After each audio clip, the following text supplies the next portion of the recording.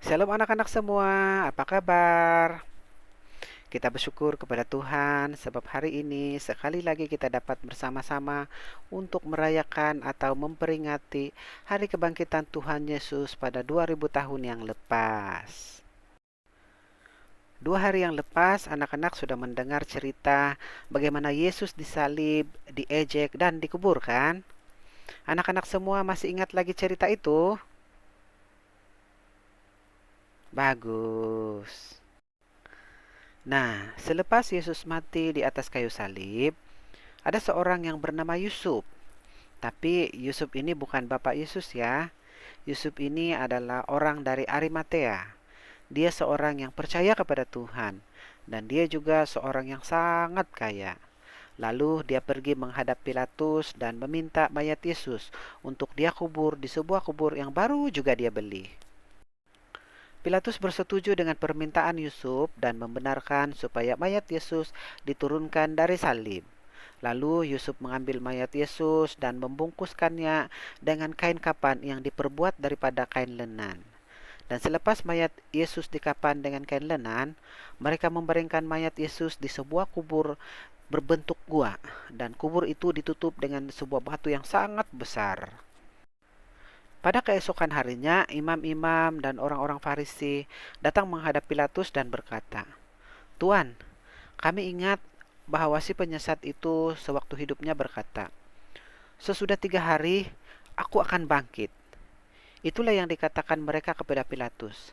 Mereka meminta agar kubur Yesus dijaga, kononnya supaya murid-murid Yesus tidak mencuri mayat Yesus. Pilatus pun bersetuju dan menghantar askar-askar untuk menjaga pintu kubur Yesus. Keesokan harinya, terjadi satu gempa bumi yang sangat dahsyat. Seorang malaikat dari surga datang menggulingkan batu besar yang menutup pintu kubur Yesus. Askar-askar yang menjaga kubur itu sangat ketakutan, sehingga mereka berdiri kaku melihat malaikat yang putih bercahaya. Lalu, askar-askar itu meninggalkan kubur Yesus. Sementara itu, Maria dan Maria Magdalena sedang menuju ke kubur Yesus untuk melihat Yesus. Setibanya mereka di pintu kubur, mereka heran. Pintu kubur telah terbuka dan mereka melihat di dalam kubur itu mayat Yesus sudah tidak ada.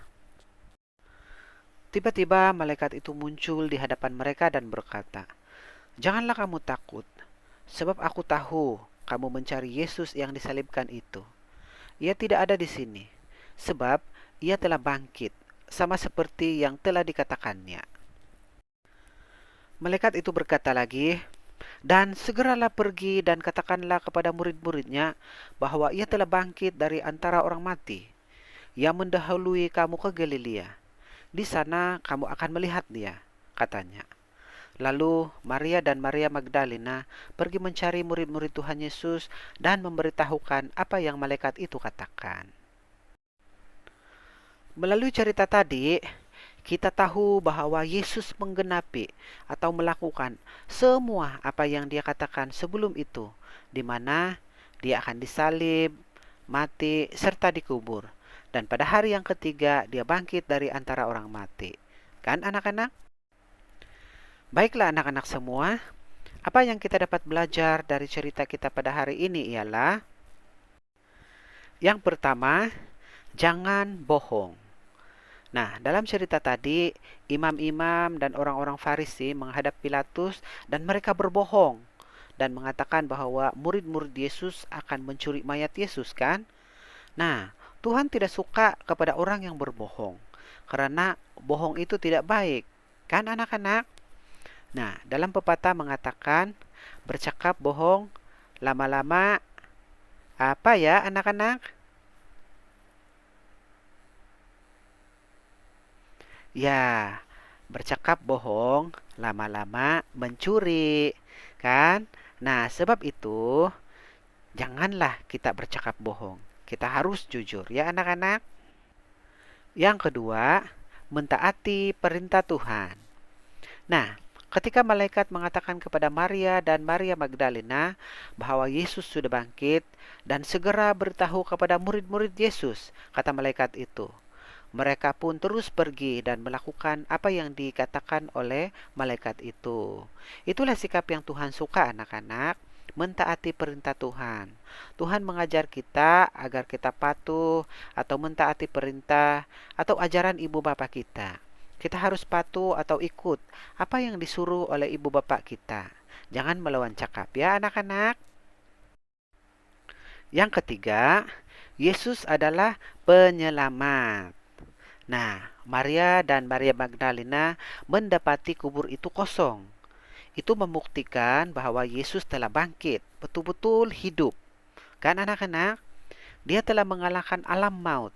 Maksudnya, Yesus benar-benar anak Allah yang berkuasa. Yesus disalib dan mati. Tetapi 3 hari kemudian, Yesus bangkit kembali. Maksudnya, Yesus hidup kembali. Kebangkitan Yesus memberikan jaminan keselamatan kepada setiap orang yang percaya kepadanya. Dan kebangkitan Tuhan Yesus melepaskan kita dari dosa. Jadi, percayalah kepada Tuhan Yesus bahwa Dia adalah juru selamat, penyelamat kita. Amin anak-anak semua. Jadi anak-anak semua, marilah kita elakkan atau jangan bercakap bohong. Sebab Tuhan tidak suka pada orang yang bercakap bohong. Tetapi marilah kita mentaati perintah Tuhan. Ada banyak perintah Tuhan kepada kita. Misalnya mengasihi dan menghormati ibu bapa dan kawan-kawan kita. Dan terlebih lagi kita mengasihi Tuhan kita. Sebab Dia adalah juru selamat atau penyelamat kita. Dia disalib, mati, dan bangkit pada hari yang ketiga untuk membebaskan kita daripada dosa. Amin anak-anak semua. Baiklah anak-anak semua. Sampai di sini dulu cerita kita pada hari ini. Sampai bertemu lagi di masa yang akan datang. Tuhan Yesus memberkati kita semua. Amin.